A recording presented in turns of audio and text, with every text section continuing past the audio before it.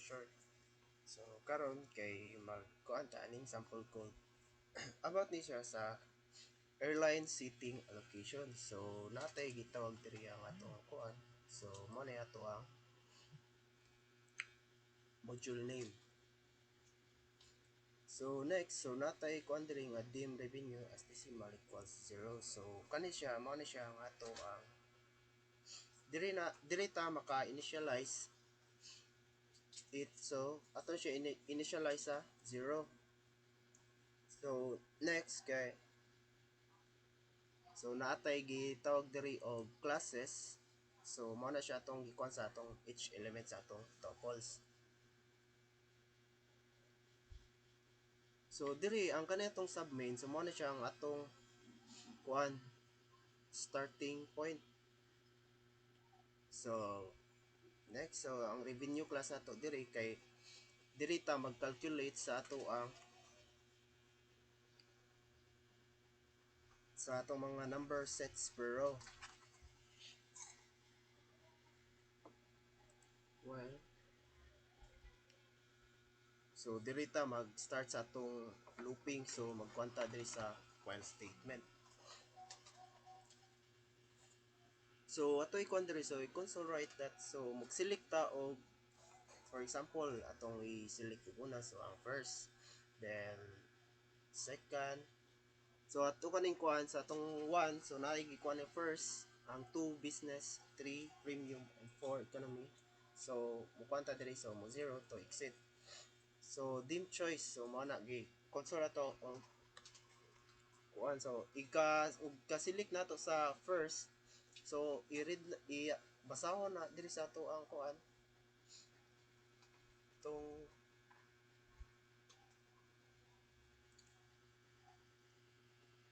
sa atong console. So mao na siya mo kuan dito, mo select sa atong output.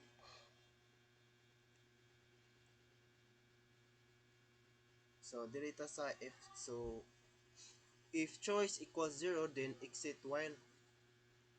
So dim class choice, so balik sad ka ari sad ka diri sa kuan console.writeLine, select sad ka og line nya number. So same process ra. And next kay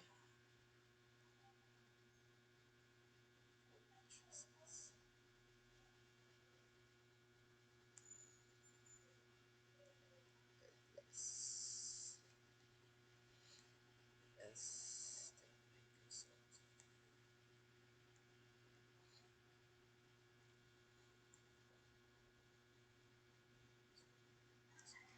So diri ginatay gitawag og end sub.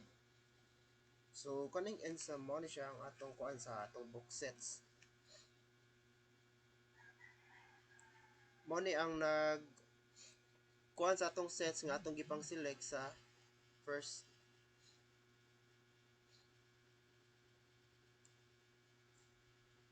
So diri nagkuan sa ta og dim class choice, so console.writeLine, so enter number of sets to book in and class item and class. So makita nato ni ato sa kung saan na siya pagkuha ato sa output.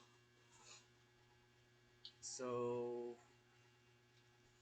next kay dim set book, so convert, so to enter dito console.writeLine. So ari ta sa if statement, so set to book, so greater than to 0, then dim revenue from booking equals sets to book times class item 2.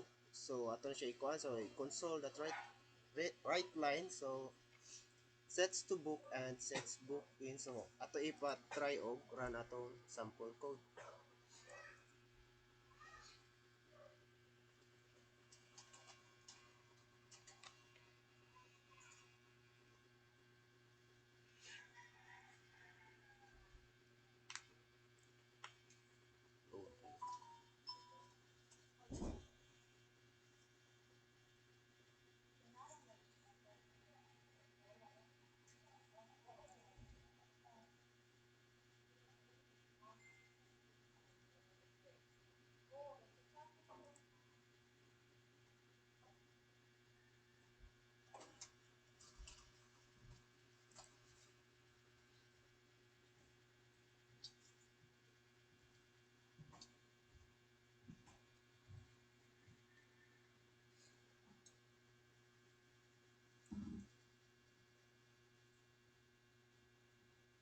So naata diri kuan total potential revenue 22,400. So magselekta og class book sa, so for example magselekta og 1. So ato enter. So enter number of sets to book in first class. So magbutang ta diri og 2. So natay 2 sets book in first class. So updated total potential revenue niya is 21,400 na. So mo selekta diri og lain na pod. So mo selekta og 3, 2.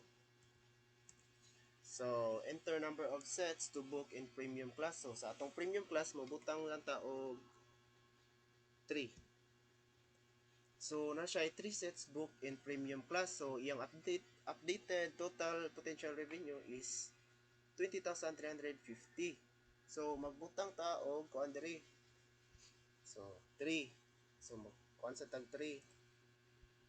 So enter number of sets to book in economy class. So magkuan sa ta sa economy class. So magbutang tag 4. So na siya 4 sets book in economy class. So iyang updated total potential revenue is 19,950. So kuan naman sa og mog select ta og kuan 5. So ma-invalid choice siya. So manam, so please enter a number between 0 and 3. So atong index, so 4 naman, so 0, 1, 2, 3. So para mo end atong code kay mo select ta sa 0 para makita nato ang total. So atong first kay 2,450. So atong premium natay 11,550. Sa atong economy, so natay 9,950. So ang total nato kay 19,950. So maora na ako nasabtan.